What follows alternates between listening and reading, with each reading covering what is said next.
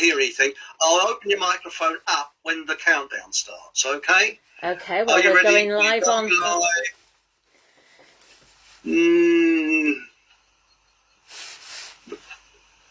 Right, we're starting now. It should do. Come on. On you go. It's not starting. Okay.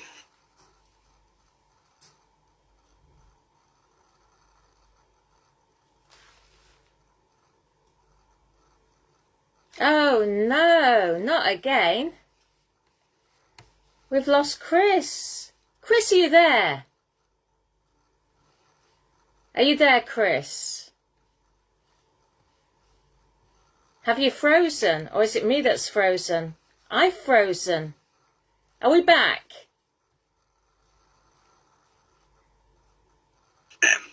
Now, I've just... Where are we? Are we back? That's it. I've just unmuted Caroline. Sorry, Caroline, I've unmuted you there. No, nothing personal. And last week we covered eugenics, and we're carrying on from that. And before we've even started, there's been a queue of people in the comments section. And I'll just read out what a gentleman called Emin, here he is. Emin Sudama has said, sorry if I pronounced your surname incorrectly. You know, I'm terrible at pronouncing people's names. The last instalment was very interesting. Hope you can talk about Stanley Johnson's 2012 Guardian interview in this one, or if not, maybe the next one. Well, he did speak... he spoke to the Guardian a few times in 2012, didn't he, Chris? In fact, he can't stop talking for somebody who's supposed to be a non-entity. Well, let's face it. I mean, Boris Johnson's father wouldn't be a eugenicist, would he, Caroline? Oh, what was that book he wrote? Was it 1982? He wrote a book called, now we think it's called The Virus, but it was originally called, was it the Marburg virus? And not to lose an opportunity with the virus at the minute, that book was reissued and he called it The Virus. That was issued during last year to make a bit more money. What a shock! Absolutely. Well, I mean, he's somebody that we need to investigate more fully. I know that he had a house that was on the HS2 property line, and he managed to sell out at a nice, tidy sum. But it also, I mean, I'm doing at the moment so many different topics, it's quite difficult to keep on top of everything. I'm also focusing on the environmental issues, because, of course, the environmental issues it's one of the items on the UN Sustainable Goals. So it's not only about population control, but it's also about the environment as well. And we had a quick look before we came on air, and not only did we see that he'd written that book, which we knew about anyway, but he had actually spoken, I believe, or certainly had been interviewed by Conservative at Home in 2015. He was very concerned about the UK population, which is very strange, really, when you consider, and he was talking about numbers and how many more houses that would need, but yet successive governments have been bringing more and more people in, because in 2015, we hadn't actually voted to leave the European Union. And of course, Stanley Johnson was a Remainer. So on the one hand, he's concerned about the size of the population and how many more houses we'll need, but yet he was happy to have open door immigration. It does not make sense, does it? It certainly doesn't make sense. And, you know, people talk about the Coldenhove-Kalergi plan and things like that.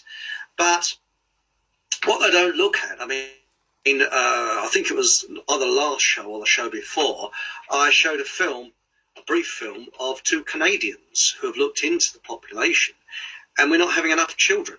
And it's a crisis, not overpopulation, but underpopulation, because there are places in Italy and Spain now, villages, where there's no young people to carry on, in these villages.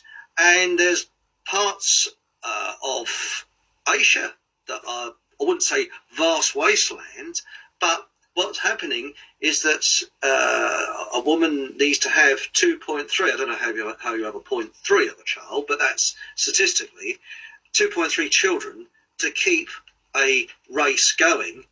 And it's down to 1.7, 1.2. I think in Scotland it's 1.2. And by about 2030, and I mean, we've got United Nations Agenda 2030, by 2030, Europe is in a lot of trouble. And what they're doing, they're bringing people in from other cultures, other areas to, inverted commas, boost up the culture, boost up the population. But what they're not doing is addressing the problem. And the problem was known about in the 1930s. The fact is, we're not having enough children. That is the problem. So they're making it look as if we're overpopulated by bringing in loads and loads of immigrants, and it's not their fault. I'm not blaming them. I mean, let's face it, if you or I were those people, you would want a better life. It's the people that's behind it. And apparently Blair quietly admitted that the Labour Party had a policy of going to a lot of these third world countries and setting up shops and whatever, advertising, come to Britain, it's the place to be. And we got good welfare possibilities. They enticed people from third world countries here. And it was more of a political reason, because they are more likely to vote for the Labour Party than anything else. Well, I mean, the thing is, the Kudnoff-Kalergi plan, you just touched upon that. The idea is, and I did a video on this about a year ago now, that the man of the 21st century will be of mixed race. The people we're not allowed to criticise, they are the people pretty much pulling the strings on this planet. And, that's why we wait on God, because he's the ultimate controller. But whilst that's going on, these people want all of us to be effectively eradicated and turned brown. And, it's been forced upon us with the 3 million people coming in from Hong Kong. And, of course, the signing of the Marrakesh Declaration. We don't hear that so much these days, what happened about the Marrakesh Declaration. So, anyway, so we've got Stanley Johnson. I hadn't been aware, but he'd actually been one of the first people from the UK that had been working in the EU Parliament. Did you know that? No, I did not know that. No. So you've got these people who get moved. He was an MP as well. You get these people, like, for example, I've been talking about the environmental issues and flooding in Somerset. And you have this Baroness Young. She was put at the top of the RSPB in 1999. And at that particular time, fortuitously for her, she was able to control some project with the EU Water Framework Directive to allow more and more flooding, to reclaim the land in places like Somerset. So she was part of, chiefly in the RSPB, because the idea was these wetlands would be turned over for the birds. So she's gone from the RSPB, and then the following year she went and headed up the Environment Agency, so where they can then issue the directives and get the people doing exactly that. So there are certain people that go from post to post to post. They're all supposed to be interviewed without any favoritism, shall we say. And it just shows that it doesn't matter how educated you are if you're not part of that elitist club. You're spot on. It's not what you know, it's who you know. That's right. And I mean, when you were talking about this deliberate flooding, now, you remember when we had those terrible floods in the Midlands? I've forgotten how many years ago it was now, but it's about 3 or 4 years ago, I believe. And I was listening to a local radio station, and there was an elderly gentleman. He must have been in his mid to late 80s, and he was quite a senior person in River Authority. And he wasn't scheduled to go. It was a phone-in program, and he came on and he said, in my day, he said in the 1960s, we used to dredge the rivers and the spoil would go on the sides, and it helped the trees, and we never had any flooding problems. And then they cut back and they stopped us dredging the rivers. So what happens when it rains now, the rivers are being full up with silt, and he said we used to clear the silt out. It was river management. He said, and they're cutting down the trees, and the trees help to soak up a lot of the water from the river, and it keeps the trees going through the summer. And he said now, because what happens, the rivers flood, and then in the summer they virtually dry out, and the trees start to die. And when the trees die, they don't replace them. And then at that point, they said, thank you very much, we've got to go on to the next one. You're not allowed to say this, because Full Facts have got hold of this about lack of dredging. And they wrote an article last year, which basically said, some places wouldn't benefit from dredging. So it's just such a scandal. So she's now gone on from the Baroness Young, that is. She's been in the Care Commission, and then she's now gone on to heading up the Woodlands Trust. And of course, what's coming through Parliament at the minute? But an environmental bill. And it's going to cost the people at home, I guess, a lot of money. And also, these flood victims, I know we're going off topic here with the eugenics, but there's hundreds of flood victims. I was talking about it earlier this afternoon. There are hundreds of flood victims that are yet to receive any cash promised under the government scheme. You've got disaster victims in tears that are awaiting compensation, which goes back as far as November 2019. And hundreds of flood victims whose homes were deluged are just not getting that money coming through. And they're living in fear of another flood because, of course, Boris Johnson had said, there will be more and more floods, because they're building up to people thinking it's all about climate change. So you see what I'm saying? The Property Flood Resilience Scheme, as it's called, is worth up to £5,000 per homeowner who's been devastated by the floods over the last 2 years. And it helps families pay for floodgates, the raising of the electric sockets in your house, and other sort of measures. But a lot of councils have hardly paid any money out at all. So you've got people now. I mean, are they just waiting for people to die? Because they're building more and more houses on floodplains. I mean, you're an architect, Chris, and I hope you'll back me up on this. I know that in years gone by, I was very well connected with the building industry for a little while, and you would not be allowed to build houses on floodplains, but a lot of that has gone out the window now, hasn't it? Totally out of the window. And it reminds me of a major project I worked on. I won't mention the name of the company because I'd like to live a few more years on this earth, but it's a very big name, shall we say. And it's a massive industrial complex, and they were building on a floodplain. And the local environmental group protested outside the gates of this project, and there's security there and that. And being a contract bloke, it was how much? And unfortunately, I was a bit mercenary in those days. That's a good contract. I think I'll go there. And I wouldn't do that today. And what happened is this large organisation, I'll tell you off air the name Caroline, afterwards. What they did is they kindly gave a donation to this environmental group. Isn't that nice of them? And they gave them advice. And this environmental group turned towel overnight.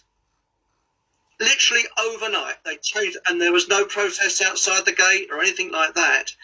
And they had they had advisors go and help them on environmental issues. Isn't that nice? Because there's two types of environmentalists. There is the people like us, and like most people, that obviously you don't like pollution and things like that. And then there is the fake environmentalists who want to turn us back to the Stone Age and probably destroy the Earth at the same time, because things like electric cars,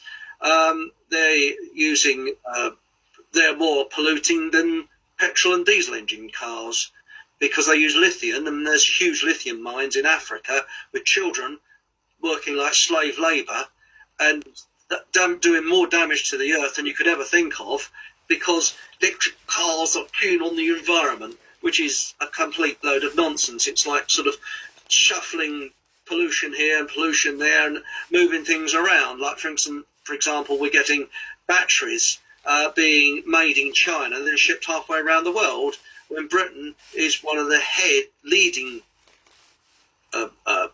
countries in hydrogen technology, and which is a much cleaner and more environmentally friendly. And then you've got silly windmills, which are a danger to not only aquatic life when they're offshore, but to birds as well. They're killing countless thousands, if not millions, of birds. And the noise that they set up is driving people mad who live nearby, because you think all day, you get all night, you got that noise. It's driving them out of their minds. So we've got this fake environmentalism and real environmentalism. And let's face it, with real environmentalism, no, we don't want to live in a polluted society. But then when you look at diesel engines and petrol engines now, they're so clean, and with coal-fired power stations, they've got scrubbers on them and things like that, they've really advanced in the technology, but they get thrown all that away for this fake environmentalism. And of course, what's going to power the electric cars?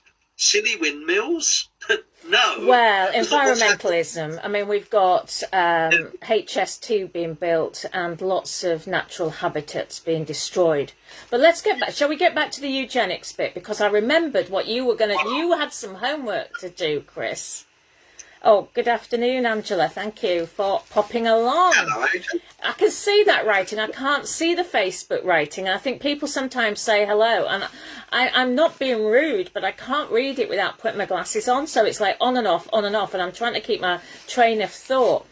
Eugenics. Now, I did a supplementary show on Saturday about people like Wellcome, who headed up the Wellcome Trust. He was an American-British guy, and he married the daughter of Barnados. And you were going to tell us something about Barnados. Can you remember what you were going to talk about? Because the Barnados had the orphanages. So we've got the head of the medical trust. I think it's classed as the largest medical charity in the UK, but please do your research, because it's difficult to remember everything, because it is just like a spider's web, a very tight spider's web. So Wellcome, he married into the Barnados family, and they were Jewish, were the Barnados. And so what do you know about the orphanages?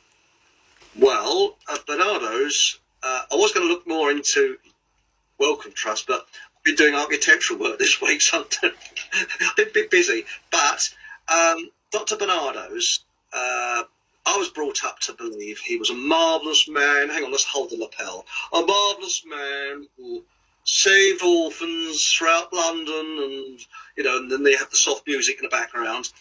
And I remember when I was a kid, I saw Blue Peter. Do you remember Blue Peter? Well, as a child, I mean, we're slightly different ages, shall we say, but I remember as a child when I went to school, I was given a Barnados money box. Do you remember? It was a house. Do you remember that? I don't remember that. That they did a program about Dr. Barnados, and it's very tearful. What a marvellous man he was. Hang on, I've got to hold the lapel again, because you always got to do that. Marvellous. Well, if you look through the Victorian newspapers of the 1870s and 60s and whenever, because I think he was born in 1845, he was half of the people that we are not allowed to criticise, and he actually kidnapped children off the streets, and he went to court 88 times because he believed that he was a kind of missionary. And because of that, he didn't carry on his, I think he's half Jewish, and he was actually, I believe, a Christian, and he believed that he wanted to save these children from a terrible life, and they had living parents, and a lot of the parents tried to get their children back. 88 times he was in court, and he almost went to jail because a woman who he stole her child, because it could be an unmarried mother because the father had died, it could have been any problems, that he actually kidnapped the children and sent them to Canada and different places like Canada, Australia, where who knows what happened to them. I know that a lot of children that went to Australia became like slave labour.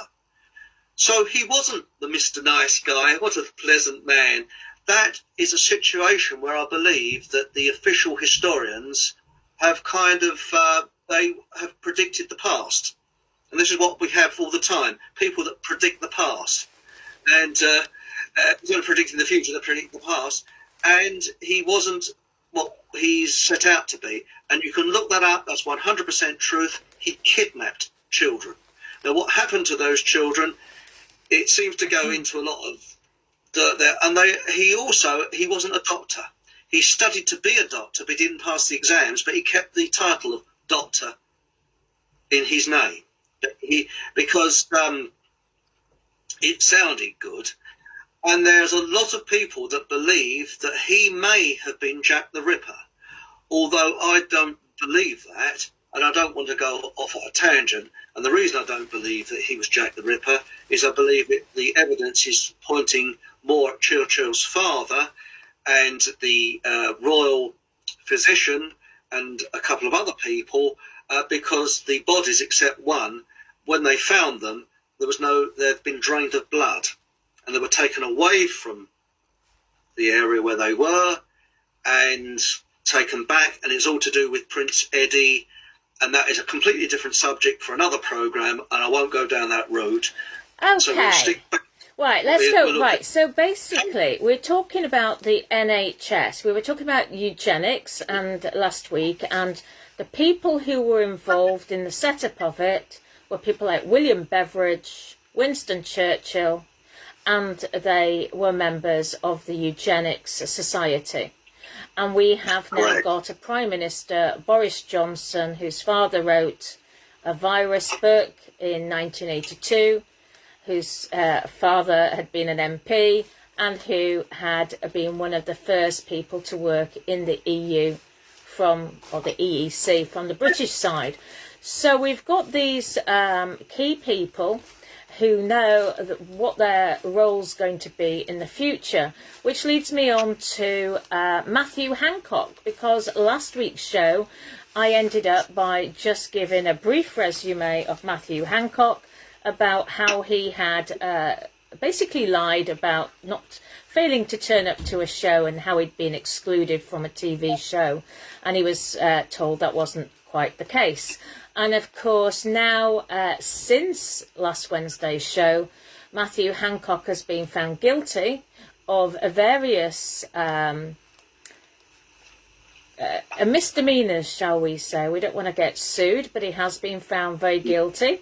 And he was actually on, I think it was Good Morning Britain yesterday, and Piers Morgan tried to get some sort of apology out of him. And in actual fact, we talk about narcissistic people. all he wanted to do was get people to praise his department, which effectively was him being praised. He denied that we didn't have enough PPE. Whether you go along with the story or not, I mean, that is a fact. We didn't have enough PPE. And he would not agree, when they've had all these years to plan for. And, to me, the biggest scandal, it's to be fair, it's not the policies, it's the actual, the planning of the mortuaries for years in advance. And it's also, the biggest scandal was really sending elderly people who were ill back into care homes. And that was the biggest scandal. And yes, could that be classed as eugenics? Because it seems to me that people like Boris Johnson, who doesn't seem to care much for the ordinary people, likewise his father apparently was on the Victoria Derbyshire show in 2019, and he basically said the British people were so illiterate that they would be unlikely to be able to spell the word Pinocchio. And that's how they see us. And I just don't know why people give the Johnsons and the Hancocks any reverence at all, because they have got into these positions not through good works, but because of the cults they follow and the family line and who they know. So Matthew Hancock has now been proved without a shadow of a doubt that he is not a responsible person. He is not fit, but yet nothing happens to these people, and he's in charge of the healthcare plan. So basically, there's a white paper, and he started by saying, and this was February, so just earlier this month, Mr. Speaker, I come to the House today to set out our white paper on the future of health and care. The past year has been the most challenging in the NHS's proud 72-year history. The health and care system as a whole has risen in the face of great difficulties. Throughout, people have done incredible things and worked in novel and remarkable ways to deliver for patients, and we in this House salute them all, not just the nurse who may have had to care for 2, 3 or 4 times as many patients as he would in normal times, and not just the surgeon who may have been called to treat patients beyond her normal specialism, but the managers across health and care who have come together in teams as part of a health family at local and national level, the public health experts who have been needed more than ever before, and the local authority staff who have embraced change to deliver for their residents, and from all, a sense of teamwork that has been inspiring to see. As a citizen, I care deeply for the whole health and care family, the values they stand for, and the security they represent. They are there for us at the best of times, and they are there for us at the worst of times. Well, that's very questionable, actually, but as Health Secretary, I see it as my role sometimes to challenge, but most of all to support the health and care family in their defining mission of improving the health of the nation and caring for most in need. I come before the House to present a white paper based firmly on those values, which I believe are values that our whole nation holds dear. The white paper is built on more than 2 years of work with the NHS, local councils and the public. See that? 2 years of work being based. So this was before, that was when, in the previous government, wasn't it? If it's been going on for 2 years. That's why I was saying it does not matter who you vote in. These papers just keep trundling along until they get brought out. Right. Well, Servant's written that. Sorry, I didn't mean to chime in. Sorry, terribly sorry. That's right. What were you going to say? Did he actually say that? Yes, he did, but a civil servant probably wrote it for him. Well, yeah, the white paper is built It didn't say who's written it. It's built on. I mean, Big Pharma could have written it. I mean, I don't know. It could have been. It could have been the cat or Boris's new dog. So basically, the paper is built on more than 2 years of work with the NHS, local councils, and the public. I wonder who in the public was actually asked this, and whether their input was actually used in any shape or form. He says that at its heart, this white paper enables greater integration, which basically gives Matthew Hancock ultimate power over the whole NHS. It reduces bureaucracy and supports the way that the NHS and social care work when they work at their best together. Well, it hasn't always worked like that to now, that's for sure. It strengthens accountability to this House, and crucially it takes the lessons we have learned in this pandemic about how the system can rise to meet huge challenges and frames a legislative basis to support the effort. My job as Health Secretary is to make the system work for those who work in the system, to free up, to empower, and to harness the mission-driven capability of team health and care. The goal of this white paper is to allow this to happen. Well, as I see it, one of the outcomes of this report was basically for people to have health care more in the community, which sort of alarm bells rang in my head, because I thought they don't want people going to hospital anymore. So they want people to basically stay at home. And of course, today we had the mention of smear tests being done now at home. And this is obviously going to be the tip of the iceberg. This integration, this white paper, it then talked about Matthew Hancock effectively being in charge of ensuring that the whole of the UK has fluoride or fluoridated water throughout. Whereas prior to now, it was a case of, well, I don't know, people say it was up to the councils, but I don't know if it's up to the councils or it was actually up to the water authorities. And I know that from, speaking to people, they know people have worked for the various water authorities, and from time to time they have put fluoride in. Now, of course, I've seen videos about the impact of fluoridation, and of course what they want you to believe is that it will strengthen your teeth, but the results seem to show that people may have 1 or 2 less fillings over their lifetime. But on the flip side, you know what I'm going to say. Yeah. But we might get taken off the air if we talk about the flip side. Or will we? It calcifies your pineal gland. Yeah. That's your central eye there. But there's a sort of a myth. They say that Mr. H put it in the camps. No, it was Stalin. And he did it not only in his gulag camps, but also in his prison service, because they could actually have less guards because it pacified the prisoners. They're all sort of, and when you look at it, they've actually said in Ireland, and this is Southern Ireland, that nobody will be able to leave unless they have I won't mention the word, passport.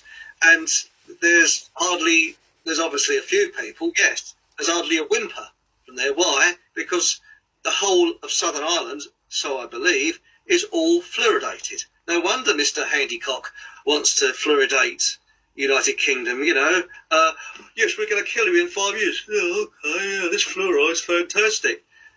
Fluoride is deadly. It really is. And all this stuff about, it saves children's teeth. Well, they've always got to put a positive there, haven't they? Which, if you look into it, I mean, it's like this current COVID, I won't say it. It's actually FLU, that's all it is. And Hancock at the moment is saying it's everywhere. Well, so is dog poo in the streets, but if you walk in it, it is everywhere. But it always has been everywhere. There's germs, we're swimming in the sea of unhygienic things, but we've got an immune system that deals with it. And really, I believe it's a cover for an economic problem. This is what the real situation is. It's to usher in communism, obviously. Well, of course, they haven't mentioned, he doesn't mention any, there's no mention anywhere. There's an article on the internet, I think it's by King's College. They've halved the number of beds in the NHS over the past few years. So, and that was just before the start of the pandemic. The number of beds were pretty much half they were, say, 10 years prior to that. So you're working, and I guess there's probably more space now between beds, and they've had to shuffle beds around. So in actual fact, the number of beds will be reduced again. So we're not comparing either apples and apples, are we, anymore, with the bed system, or even beds and beds. So what he does go on to say is all parts of the system told us that they want to embrace modern technology, to innovate, to join up, now wait for it, to share data, to serve people, and ultimately to be trusted to get on and do all that so they can improve patient care and save lives. There's a funny smell in this kitchen, and it's coming from these words here. We have listened. No, we have not. They have not. And these changes reflect what our health and care family have been asking for, building on the NHS's own long-term plan. So what else does it say? It mentions about taking steps such as fluoridation that will improve the health of the nation. The pandemic has made the changes in this white paper more, not less urgent, and it is our role in Parliament to make the legislative changes that are needed. There is no better time than now. So they're looking at integration between different parts of health and care system, and I thought we were supposed to have some sort of joined up system already, but obviously this is the sharing of the data. That's what really hits home. And of course, I was at a hospital last Friday, and that hospital, that car park is normally absolutely chock-a-block. And I would say it probably was about a third full. So that's my, where is this problem? Is the problem a problem that they have engineered, and it hasn't helped by having a lack of beds, and it wasn't helped by sending frail people back into care homes? But I have to say, where do we go from here now, Chris? This is eugenics. I'm just thinking. Well, I was thinking, when Boris Johnson. Sorry, I'm thinking. It's just I got this little light bulb went in my head.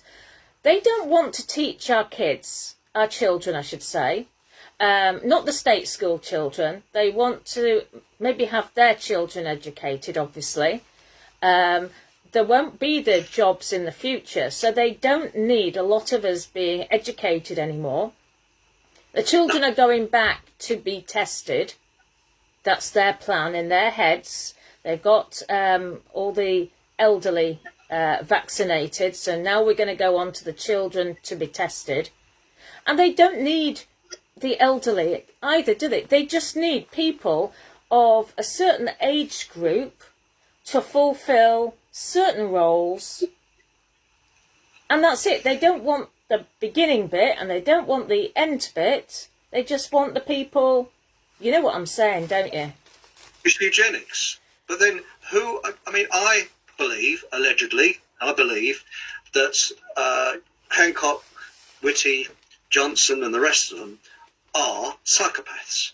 Because ask yourself a question: could you or I do that job and sleep at night? No, I couldn't be Boris Johnson, and nor could you be in Parliament, because you would think these people are there dying. go on your conscience. And please see my Monday programme, because I went into talking about psychopaths, and I showed a film of Dr. Hare, who's a leading authority, he's a Canadian doctor, on psychopaths, and it was about a minute or two where he explains it perfectly, what they're like. And what he said in that film that I showed was really, if you said he is describing Boris Johnson, perfect, it would have been. Or he is describing Matt Hancock, yes, that's what he is. Because what we are presented with all the time is like a kind of stage managed image. And it's like what I was saying earlier, that official history is what official historians predict. They predict the past. And this is not new, because, again, you've got to look in the past to see the future. First World War, the Ministry of Information was set up. And who ran this Ministry of Information? It was a chap called, and if this works, it's quite... Who's that picture of? There's Beaverbrook. And he was a newspaper magnate, this chap Beaverbrook. I'll just show it again.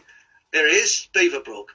What a charming gentleman. What's with the hand in his jacket? I don't know. Perhaps it's a sort of Masonic sign or something. I don't know. But not exactly Mr. Handsome, is he? And he was the Rupert Murdoch of his day, and he was head of disinformation. Sorry, I mean information during World War One.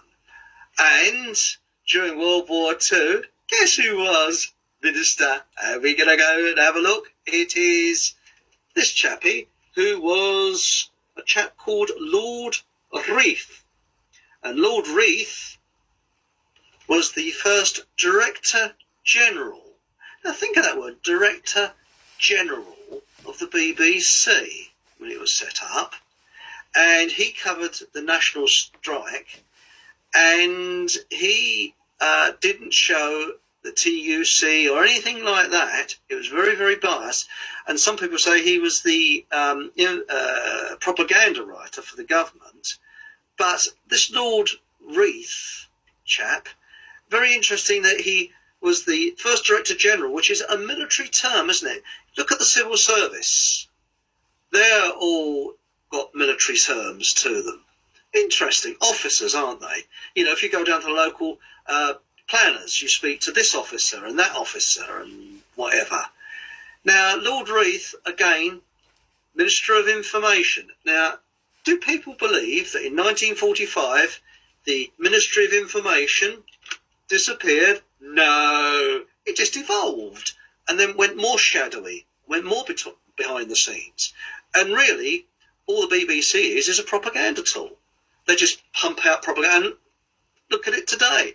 All they do is pump out non-stop propaganda. And they're using all the techniques. And if you know these techniques, then it shouts at you. But unfortunately, people tune into the BBC and say, oh, it must be true because it's the BBC.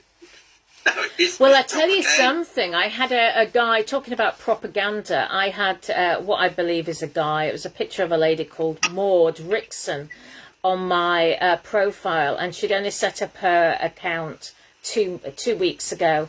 And she came on to my timeline and basically said, what a wonderful person Boris Johnson is, and it was quite, you know, you looked at the picture of Maud and you looked at what she wrote and you just thought, no, you can't put these two together.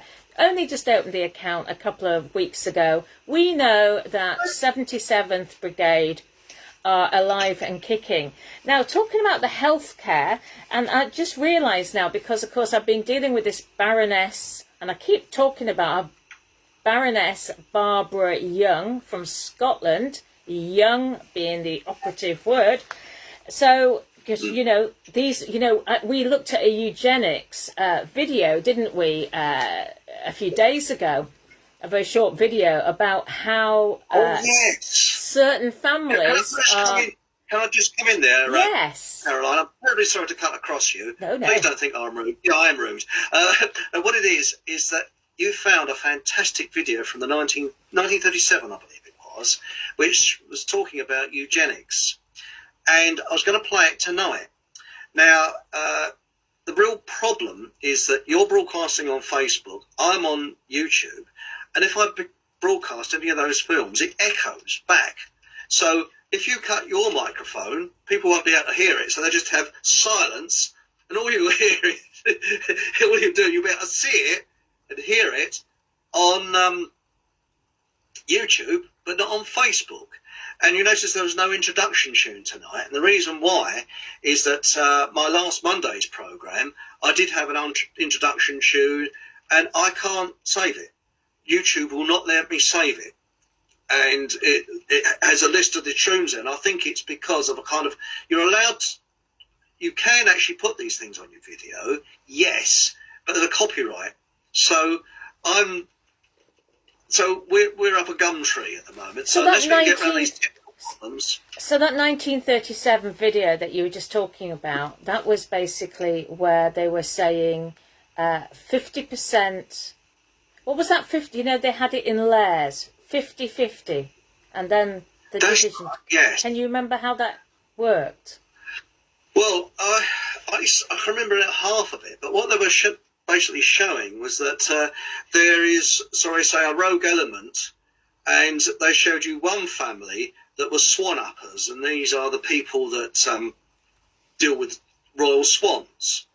And one of them was an excellent rower, and etc., etc. And then they showed you another family who was sort of poor and down and out, where they showed you a load of village idiots. And then they showed you this family tree showing that out of, I think it was about 10 children that they had, half of them were village idiots. And sort of, But what they didn't say, of course, is that the royals have had because they're close cousins that are marrying, they're making it look as if the royals were the elite of the elite. The elites, these people that think they are genetically pure, no, because they have a lot of genetic problems. And there was, in the 1930s, they say that a lot of babies were actually swapped round because the close cousins are causing mutations, genetic mutations. I mean, when you look at Charles, I mean, he's not exactly the sharpest knife in the box, is he? I mean, he's had the best tutors and that, and all he is a puppet, and he just says the words, what they feed into him. Climate change. Bright. Climate change. He says, always says That's two right. words. Well, I've just had an idea. Yeah. Shall I put that film on my YouTube channel after this? Yeah. It'll take a little bit. I might take a couple of days. I think I can, if I can copy it, and if I can put this on my Eric Von Essex YouTube channel, it's not very long. How long is it, Caroline? About 10 minutes, something like that. People will be able to see it. And that would set the scene, wouldn't it? So basically, this film was back to 1937. It covered about 4 different families, as you say. There was one family who were very proficient in sport, in swimming and rowing. Then you had another family who, and it was certain names, and that's why when people ask me about names, it is important to a great extent. And you've got the name Johnson. We've got Boris Johnson, we've got Stanley Johnson, and we actually have, strangely, it was Alan Johnson from the Labour Party that promoted, or announced, I should say, that Baroness Young was going to have a key role in something called the Care Quality Commission. Now, I haven't really had any dealings with the Care Quality Commission. I was focusing on the RSPB element, and I was focusing on the Environment Agency element.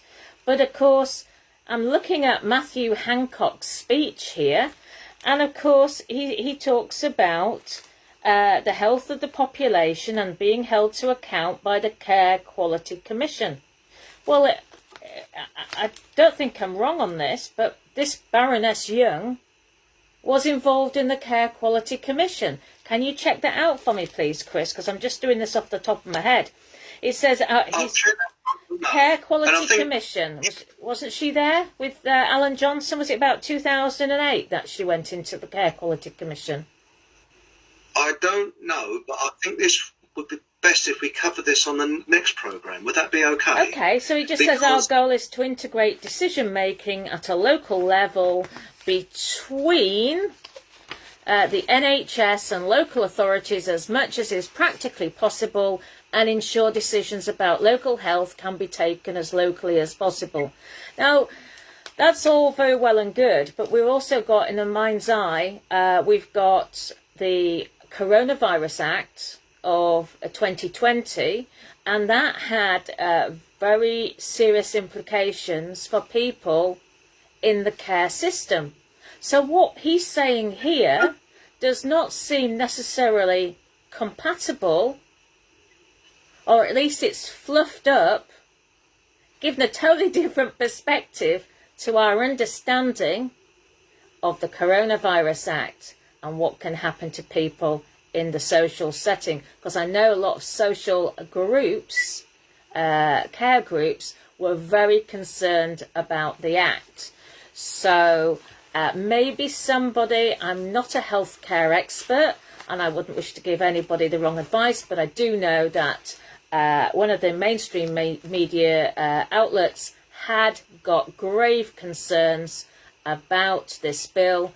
And I guess if you stay in the matrix in the UK, this bill could be the most important white paper to be put through Parliament in our lifetimes. To have fluoride in, do you see what I mean? Because it's an ageing population. I think that we need to, are you okay for next Wednesday? I am. Caroline? And we said we were going to just do an hour tonight, didn't we? But I would like to say something else then. I'll be straight with you, I haven't had time to research deeply for this program, because I've been doing proper work. Well, that's not proper work, architectural work. So. Well, I'd like to make. Well, I did mention the fact that I think this was on my own little show, and maybe not everybody saw the little show on Saturday that I did in between this and last week's. But this is a paper, a eugenics paper, which has been funded by the Wellcome Trust. So one has to ask, this, I think it's 384-page thesis, which was submitted for a Doctor of Philosophy at the University of Oxford. And it says, Eugenics and Christian Mission, Charitable Welfare in Transition, London and New York, circa 1865 to 1940. So Wellcome Trust, and this was written by a guy called Graham Joseph Baker, Balliol College, Oxford. Trinity Term 2011. You can find the document on the internet. You have to ask yourself, why in 2011, what was happening in 2011? It was just before the Olympic Games ceremony, wasn't it, in 2012? That's right, 2012. Yeah, so it's like, why would a healthcare charity look at eugenics and be sponsoring people writing eugenics theses? Why? Why a healthcare charity? It's right. I look at that opening ceremony. That was predicting what's happening now. I mean, why did they have all those NHS beds and things like that? It was very, very creepy. And I would say satanic. I didn't see the Olympics. I've only seen a little bit of the opening ceremony, and that was enough for me. It was very satanic. And what I'd like to go into on the next programme is I've been looking back further, and I haven't gone into it very deeply, but there's been a eugenics programme since the 18th century. Because what people don't realise is that this was in the 1790s, they actually had this mass vaccination program in the United Kingdom against cowpox. And people were coming out of the stations and staggering and dying, and people that refused to have it were shipped to Australia. And then you come a little bit forward, and there was actual talk of shipping the poor, who were a problem, to the colonies to work. So what did they do? Anybody that was convicted of a minor crime, even stealing a loaf of bread or anything like that, they were shipped to Australia to get them out of the way of Britain. And then you come forward, there's lots of evidence that there's been a kind of eugenics program all the way along. And this is what I've been looking into, because, again, to look at the future and look at what's happening now, you've got to have some degree of what has gone on in the past.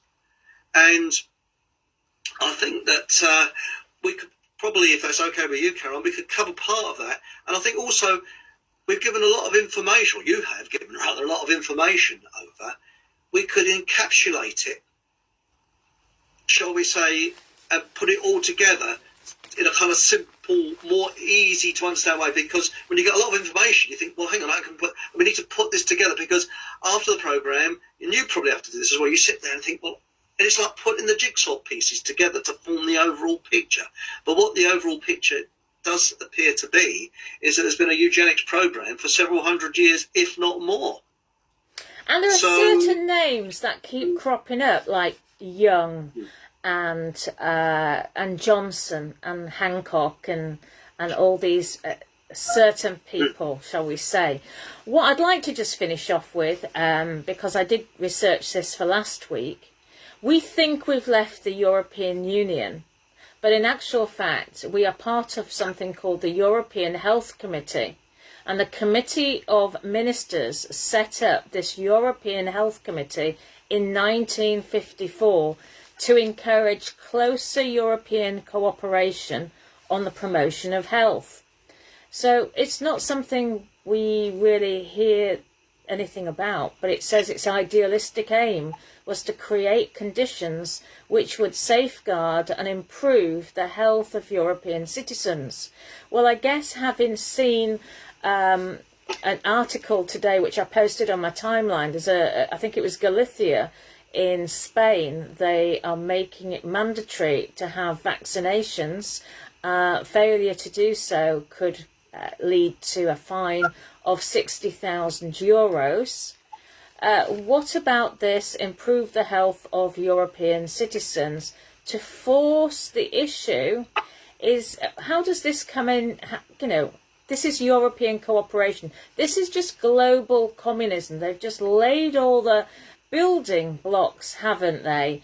And it's all been sat there, and it's so disappointing that we used to, when I was a member of a political party and we had so many members of the European Parliament in that Parliament, MEPs they were called, that they were supposed to be our eyes and ears, and they were supposed to come and report back. But I do feel that a lot of people, in truth, have been very short-changed with the service we got from the people that we voted into that parliament. I know they couldn't do anything, but I think perhaps they could have made more of what was really going on. And, I never knew anything about this European Health Committee, for example. So there we go. We're all part of, it would seem, the United Nations, and we're just carrying on. I mean, I see people say, oh, things are not going to plan. And I say, well, okay, why are things not going according to plan then? And then there's a deathly silence. But I would like to say, just to finish off with, because we know that there's supposed to be some sort of private prosecution going on against Matthew Hancock, and somebody sent me a front page of what was allegedly the Daily Mirror from a couple of days ago, and it suggested there was a picture of Matthew Hancock being served with a private prosecution. So I've heard that, yeah. You heard that. Well, I actually went out and got the paper for that day, and that was not the front page of that paper. So unless it's a different, it was the same date. So unless this was it a photoshopped picture, do you think? I don't know. I'll look into it, and I really don't know, because on these things there's a lot of fakes going around, and I'd like to thank one of the people in the comments section. Yeah. We've got really nice people, John, who picked me up on, politely I hasten to add, I read out something that was from, supposed to be from C.S. Lewis, yes. and he's an expert on it, and he said it's fake. It's been written recent.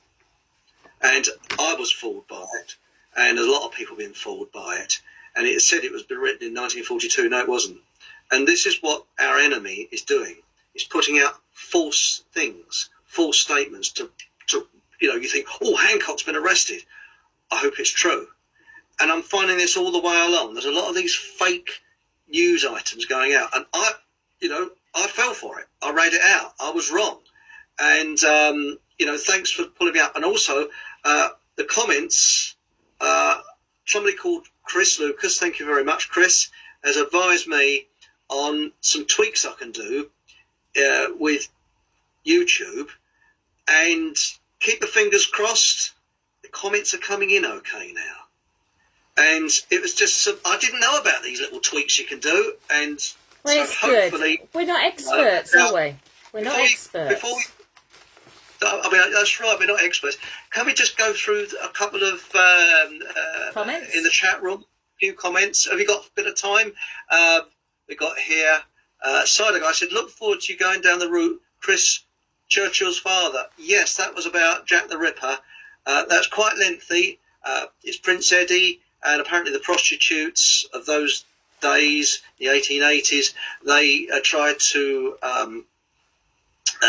blackmail the royals. So it's quite an interesting story, and I think it's very... we got here, DJ B2 said, Matt Hancock is Klaus Schwab's little acolyte. Yes. But I'm also talking about Boris Johnson's father, talking about people who can't spell Pinocchio. Squirrel Girl said, interesting, he chose the name of a character whose nose grows with lice. That's good. Please excuse me not reading. You've got a lot. There's a lot of comments here, so please don't take it personally if I don't read your comment out. I do apologise. And now this is an interesting one. Emmon, he's the wise guy. He came up with some fantastic ideas last Monday. Stanley Johnson is a real insider too. That's Boris's father. He was a spy and also worked for the World Bank. Now that's interesting. Now, Linda... He's on Celebrity Gogglebox as well. Is it? I don't have a telly, I don't know. It says, that white paper is fit for purpose in the Navy. Yes. There, it says here, DIY cancer test now. Wow, thanks NHS. Well, this is another subject, because I do believe all these tests are for the pharmaceutical industry. They're not for your health. And it's a bit like, have your car have a free winter check. Yeah, have a free winter check, and I'll find everything under the sun that's wrong with it, that isn't wrong with it.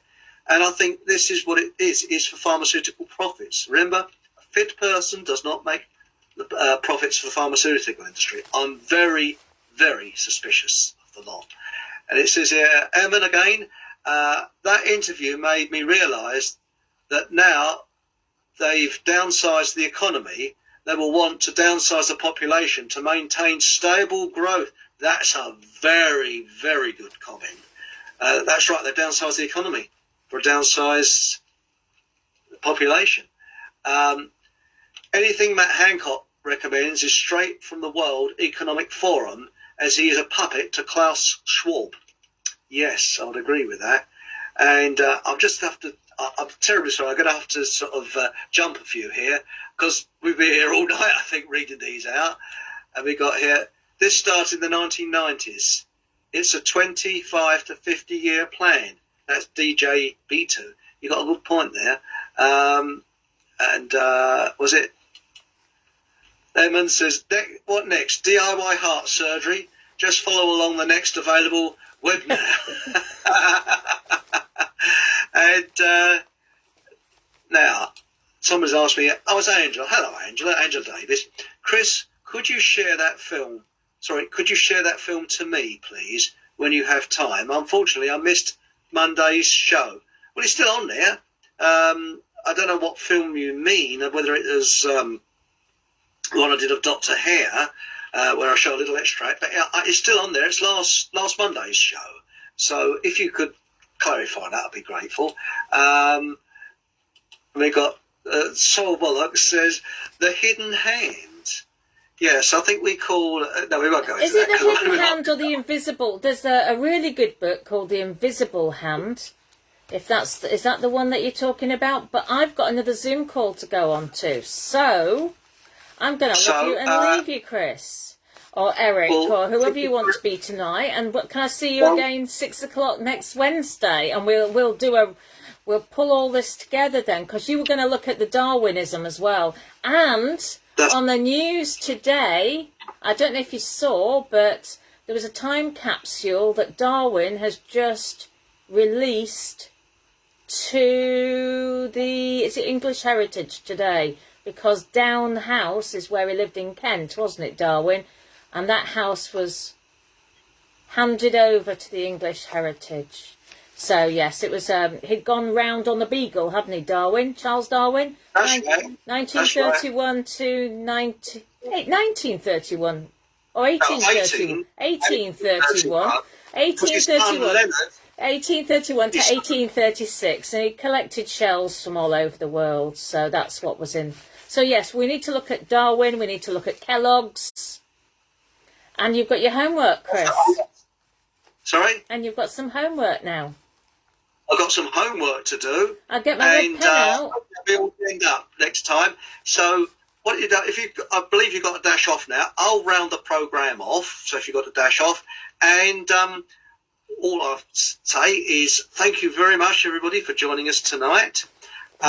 Please join me on Monday at 8 o'clock, same place, and Caroline and I next Wednesday at 6 o'clock at the earlier time. That's UK time. And thank you for everybody in the comments and everybody. I think we worked the comments section out now, and but I'm still going to look for. Please share. That's right. Please share, and thank you very much for joining us. And I'll see you next Monday, and you see us both next Wednesday. Thank you. Thank you very much. Bye, and good bye night. Everybody. Please share. Bye.